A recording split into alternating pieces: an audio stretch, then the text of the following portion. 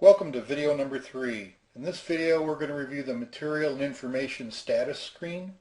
We're going to review production results as jobs finish throughout the day in real time. And also we're going to look at the hours late screen as well as the backlog by machine screen.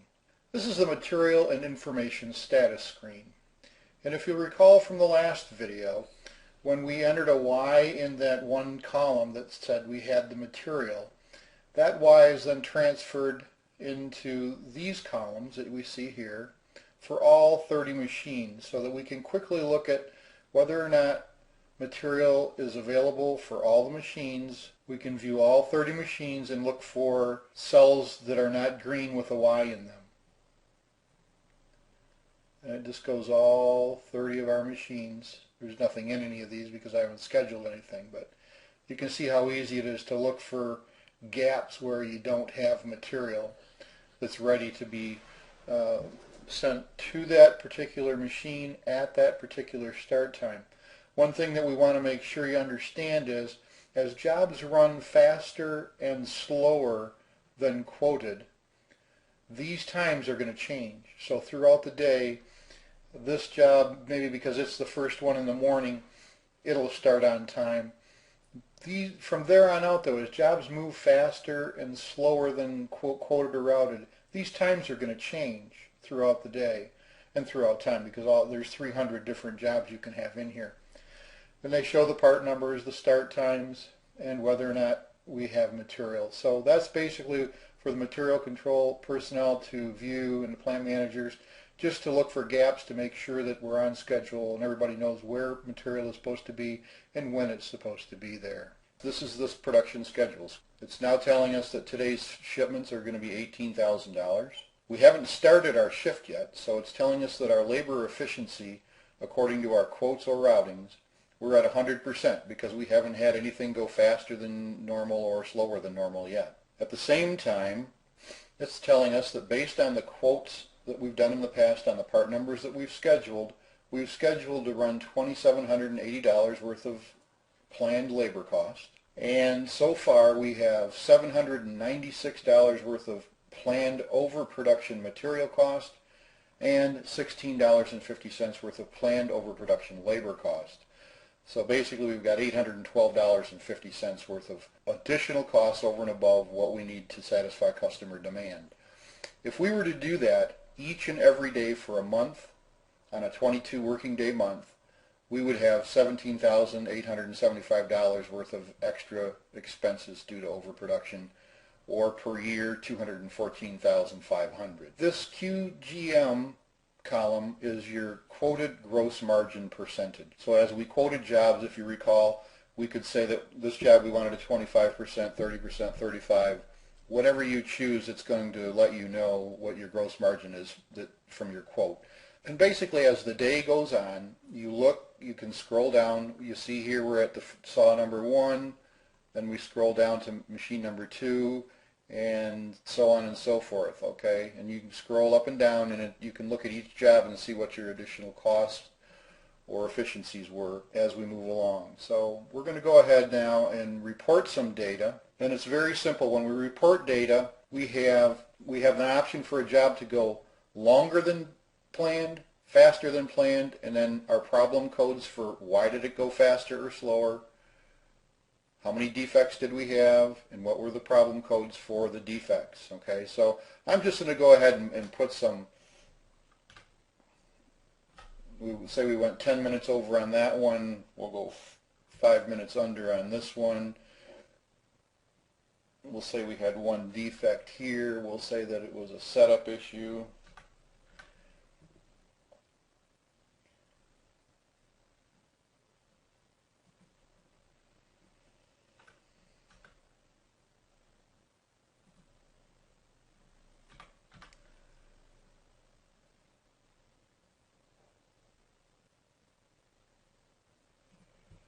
Okay, and so as you get information from the shop floor, we're just going to enter it in these cells. And then when we do that, we're also going to note that that process is finished.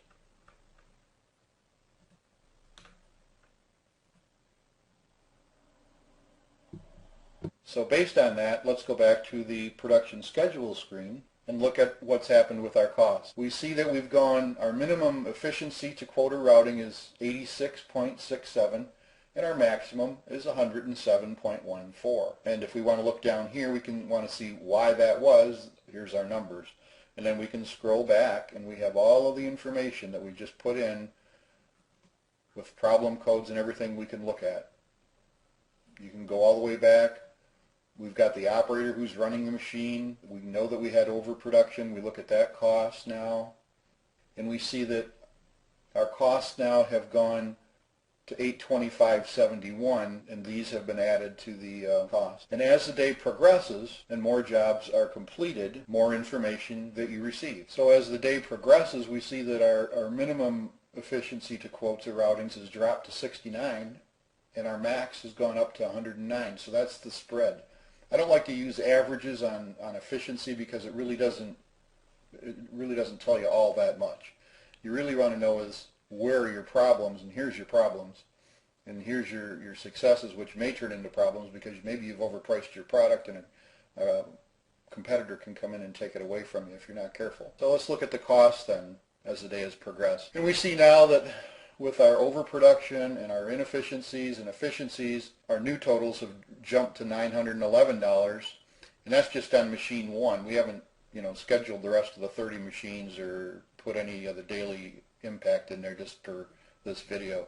And you can see based on that, if every day ran like this, this is what our unexpected costs would be. Now in the event that you have your operation, if you overproduce, you can ship those products, so you really don't ever have overproduction. Put in this cell off, and it takes that out, okay? So all your overproduction costs, labor costs, material costs go away, and you can see the drastic effect of overproduction because we were in the big numbers up here, and now it's down to a manageable level. So overproduction is a big factor in how your operation performs. This is the hours late alarm, and basically what this does is this has all of your 30 machines. As you can see here, this is machine 1, it's the saw, and as you scroll to the right, you have all 30 of your machines, and when you get down to the end, you have your shipping area, okay? And so basically what happens here is this gives us the opportunity to change the shipping date, to determine in the future, like 1 day out, 2 days out, what jobs may be in peril of a late shipment. It automatically, these cells will turn red if a job is late from a date perspective, okay? So they'll automatically turn red on you. What we're trying to do is say, if today is the 11th and we want to see what potential problems are we going to have on the 12th, we just change this from 11 to 12, and we can look here. Every machine is going to say, well, it's going to light up yellow, and it's going to say, okay, this is potentially a problem. If they're complete, there'll be an X in this cell here, so you don't need to worry about those. And then you just go, you look and see here, you see there's a next operation. When this says 100, we know that's shipping, so that's the end of the line for the next operation. But we need to look at machine number 2. And we see that on the 12th, we're still okay with the shipping on the 12th there. And then we get into the next operation is 100, and we've got an actual ship date of the 13th, and so so basically what this is going to do is as you scroll along, it's going to let you look at jobs with a different ship date, moving that ship date up so that you can tell which ones are closest to becoming a potential problem. If we wanted to change the date and move out to say the 14th,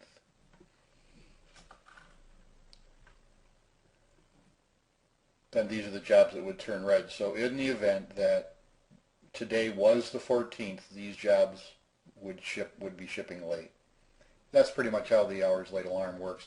And this is the hours. The numbers you see here in this column are the hours in a 24-hour clock. So that gives you some time perspective. These are all of our machines that we've put in on the system setup page. And basically what it's doing is it shows us our total percentage of backlog. It's basically just highlighting those processes with the most backlog in red so that they stand out to you. And then at the same time, see which machines you have historically are your bottleneck processes. And then from there you can go to the job history screen and look at all part numbers that run through your highest bottleneck process machine number. And then that will give you the information on which part numbers and which customers are affected the most by the bottlenecks in your system. And at the same time, we're going to be able to look at how many hours of machine time are scheduled for every machine in our plant on each work day. In this particular case, on 5/17, we're showing backlog on the do-all saw number 1 of 8.67 hours.